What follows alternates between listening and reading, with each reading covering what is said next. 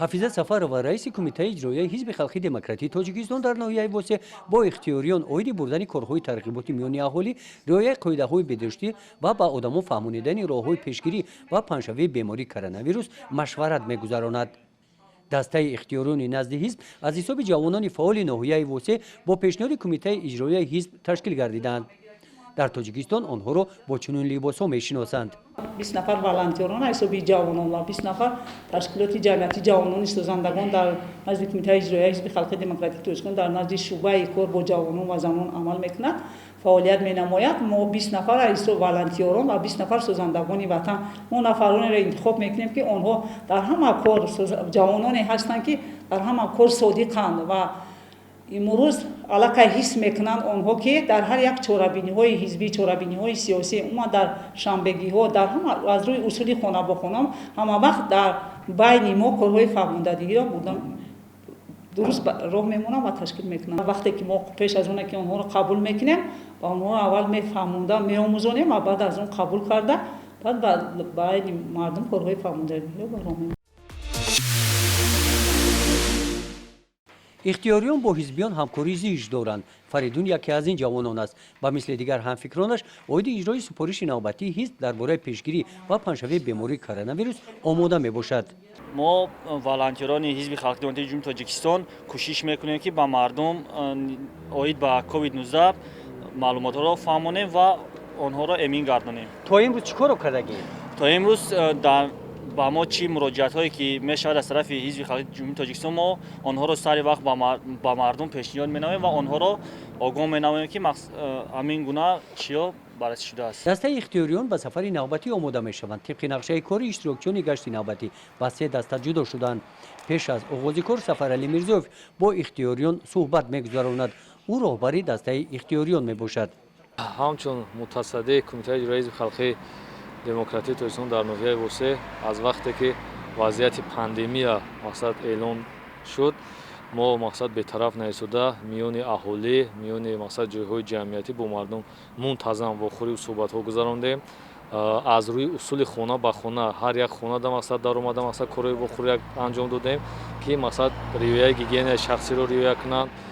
дигар талаботҳое ки барои пешгирии паҳншавии бемории ковид буд ҳамиёро мақсад роҳандозӣ кардем. инчунин бо мақсади пурра фаро гирифтани аҳолии маҳаллаву деҳоти дурдаст мо дар нақлиётҳои шахсии худ баландгӯяк насб карда инчунин ин ҳам фосилаи дур буд бо мардум мақсад суҳбат кардем, гуфтем ки дар ҳамин вазъияте ки мақсад дар тамоми ҷаҳон ҳамин беморӣ густариш меёбад ва доман паҳн мекунад, мо бояд барои пешгирӣ он аз хона набароем ва корҳои фаҳмондагиро мақсад бештар ба роҳ мондем. хона ба хона яке аз усулҳои тарғиботии ҳизбиён аст. гурӯҳи Сафаралӣ дар маҳаллаҳои маркази ноҳия бо сокинон ана ҳамин хел суҳбат мегузаронанд. оиди риояи қоидаҳои беҳдоштӣ, пешгирии бемории коронавирус бо сокинон варақаҳои иттилоотӣ медиҳанд. мо вақте ки миёни мардум мақсад корои фаҳмондагӣ мекардем, ҳар маҳалла ҳар як нафар ба таври худаш қабул мекард. баъзан онҳо ҳар чӣ мегуфтанд ки мо мақсад ба ӯ диққат намедодем, мо фақат ваколати худ яъне ки вазифаи худ мегуфтем ки мо бояд ба мардум фаҳмонем. баъзан одамо мақсад дағал муносибат мекарданд, баъзан дига моро хуш мепазируфтанд. мо ба онҳо мегуфтем ки фақат шумо ҳамин корро кунед ки мақсад ҳамин кори табиборо зиёд накунед. пешгирии мо мақсад ҳамин хел кори фаҳмондагӣ буд. шумораи чорабиниҳои таблиғотӣ дар ин муддат ба 49927 адад, аксияҳо 190 адад ва шаҳрвандони фарогирифташуда 197653 нафарро ташкил медиҳанд. варақаҳои таблиғотӣ бошад аз 37900 адад 909 адад тақсим карда шуданд. дар баробари бурдани корҳои тарғиботӣ оиди пешгирии бемории коронавирус бо пешниҳоди кумитаи иҷроияи ҳизби халқи демократии тоҷикистон дар ноҳияи восе саховатмандон ва соҳибкорон ба ниёзмандон кӯмакҳои моддӣ расонида истоданд. бо дастгирии оилаи қодирзодаҳо 225 нафар бошандаи хонаи интернати бемориҳои рӯҳии ноҳияи восе бо либосҳои зимистона таъмин карда шуданд. аз ҷониби дастаи авангард назди шуъбаи вазорати корҳои дохилии тоҷикистон дар ноҳияи восе дар ин рӯзҳои мушкил ба нафарони ниёзманд кӯмакҳои яквақтаи моддӣ расонида шуданд. ҳамин гуна кӯмакҳои хайриявӣ дар давраи бемории covid-19 бо пешниҳоди кумитаи иҷроияи ҳизби халқии демократии тоҷикистон дар ноҳияи ба номи мир саиди али ҳамадонӣ ба оилаҳои ниёзманд расонида шуданд. дар ин раванди корҳои фаҳмондадиҳӣ ба мо низ буданд нафароне ки муроҷиат карданд ва хостанд ки номи онҳоро мо нагирем ва онҳо ба мо ниқоб, маводҳои антисептикӣ, дорворӣ, либосҳои муҳофизатӣ масалан ҳамин сорам ройгон доданд ва мо ҳам бурда онҳоро масалан дар нуқтаҳои тиббӣ яъне ки марказҳои саломатӣ ва бунгоҳҳои саломатӣ бурда мақсад ройгон додем ки то ба мардум мақсад хизмат кунанд барои мардум мақсад истифода баранд. дар пешгирии бемории коронавирус махсусан аъзоёни ҳизби халқии демократии тоҷикистон, аъзоёни фаъоли ҳизб ва вакилони маҷлиси вакилони халқи ноҳия ҷиҳати пешгирии худи ҳамин касал ҳамин беморӣ корҳои зиёде ба анҷом расонданд ва аз ҳисоби вакилони маҷлиси вакилони халқи ноҳия 5000 ниқоб, 35 литр спирт, 200 маводҳои антисептикӣ, дастпӯшак ва либосҳои махсуси муҳофизатӣ ва доруҳои зарурӣ зидди ҳамин вирус тақсим карда дода шуданд.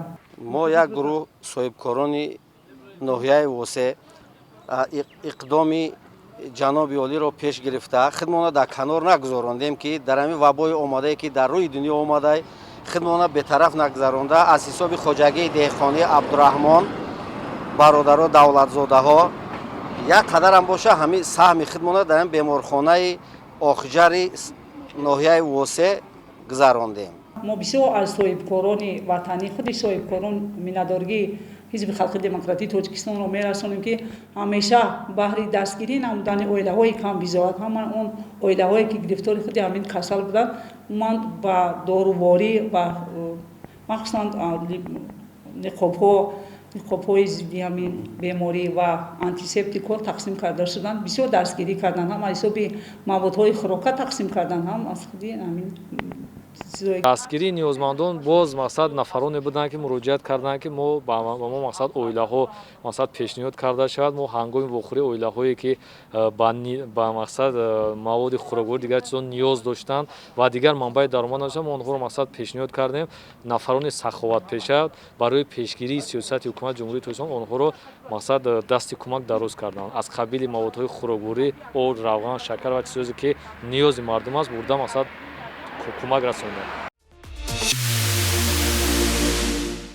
яке аз дигар чорабиниҳое ки кумитаи иҷроияи ҳизби халқии демократии тоҷикистон дар ноҳияи восеъ дар давраи коронавирус анҷом дода истоданд ин бурдани корҳои тарғиботи оиди захира намудани хӯрокворӣ мебошад. бо пешниҳоди ҳизбиён сокинон қитъаҳои заминҳои назди ҳавлигиашонро ана ҳамин хел самаранок истифода намуданд. аз ҳосили он барои зимистонгузаронӣ ин гуна шарбату нӯшобаҳо тайёр намуда захира карданд. кумитаи иҷроияи ҳизби халқи демократии тоҷикистон бо мақсади ҷамъ намудани захираи маводҳои хӯрока барои зимистон дар ҳар як оила аз рӯи усули хона ба хона ташкил намуда гузаронда шуд ва имрӯз дар ҳар як оила мо бо боварӣ гуфта метавонем ки худи ҳар як бону як кадбонуи хонадон барои захира намудани хӯроки зимистона ба худ захира намуданд.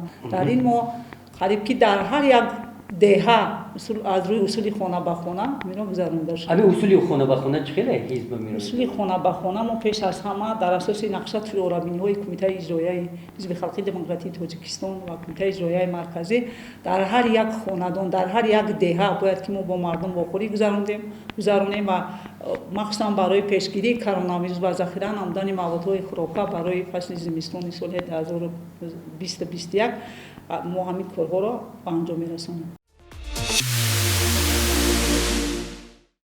дар бинои кумитаи иҷроияи ҳизби халқии демократии тоҷикистон дар ноҳияи восеъ дар ин рӯз бо дастгирии соҳибкорон дастаҳои ихтиёриёнро бо оши палав зиёфат доданд. баъди хӯроки нисфурӯзӣ ин дастаҳо фаъолияти тарғиботиашонро байни аҳолӣ идома медиҳанд.